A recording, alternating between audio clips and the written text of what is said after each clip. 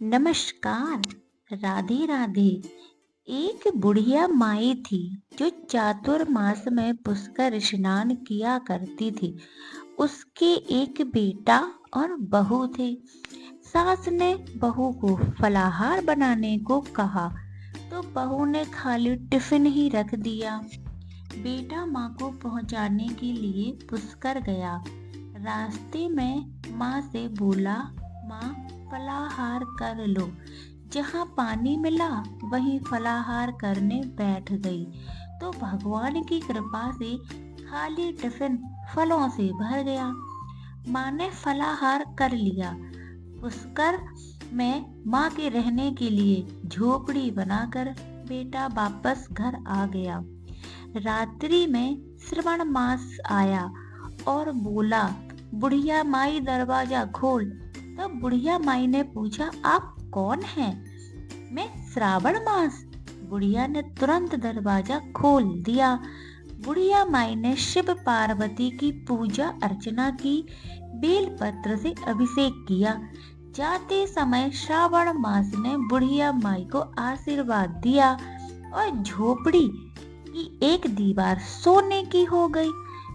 इसके बाद भाद्रपद मास आया। उसने भी दरवाजा खोलने को कहा। बुढ़िया माई ने दरवाजा खोला। सत्तू बनाकर कजरी तीज मनाई। भाद्रपद मास ने बुढ़िया माई को आशीर्वाद दिया। झोपड़ी की दूसरी दीवार भी सोने की हो गई। फिर आश्विन मास आया और उसने भी दरवाजा खोलने को कहा। बुढ़िया माई ने दरवाजा खोला। पितरों का तर्पण कर ब्राह्मण भोज कराकर श्राद्ध किया। नवरात्रि में माँ दुर्गा को अखंड ज्योति जलाकर प्रसन्न किया। सत्य की विजय दिवस के रूप में मनाई जाने वाली एवं बुराई का अंत होने पर दशहरा मनाया गया। आश्विन मास में जाते समय प्रसन्न होकर तीसरी दीवार भी बहुमूल्य रत्नों से जड़ दी और बुढ़िया माई को सदैव प्रसन्न रहने का आशीर्वाद दिया। इन सब के बाद कार्तिक मास आया। उसने भी दरवाजा खोलने को कहा। बुढ़िया माई ने दरवाजा खोला। अति प्रसन्न मन से कार्तिक स्नान किया और दीप दान कर दिवाली, गोवर्धन पूजा, नरक चौदस की पूजा, भैया दूज, गोपा अष्टमी, आंवला नवमी मनाई। इसके बाद एकादशी का व्रत भी बड़ी श्रद्धा भक्ति भाव से संपन्न किया। कार्तिक मास ने जाते समय आशीर्वाद दिया और झोपड़ी के स्थान पर एक महल बन गया। बुढ़िया माई गरीबों की सेवा कर भजन कीर्तन में अपना समय व्यतीत करने लगी। बेटा अपनी माँ को लेने आया तो माँ और झोपड़ी को पहचान ना सका तो पड़ोसियों से पूछा।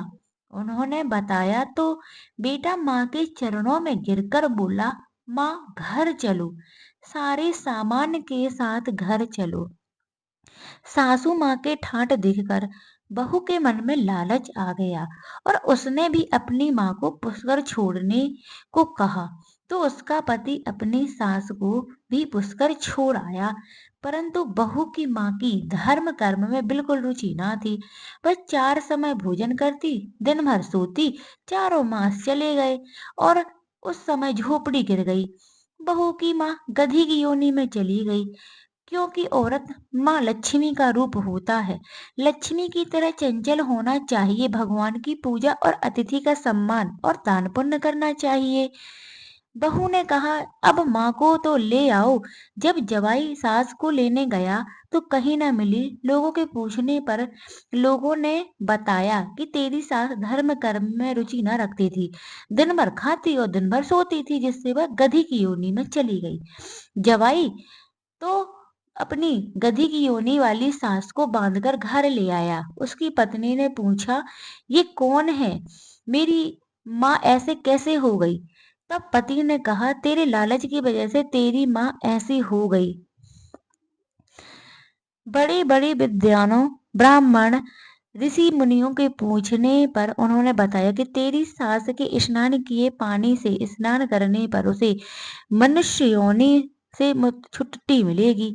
तब बहू ने ऐसा ही किया और उसकी माँ पुनः मनुष्य योनि में आ गई।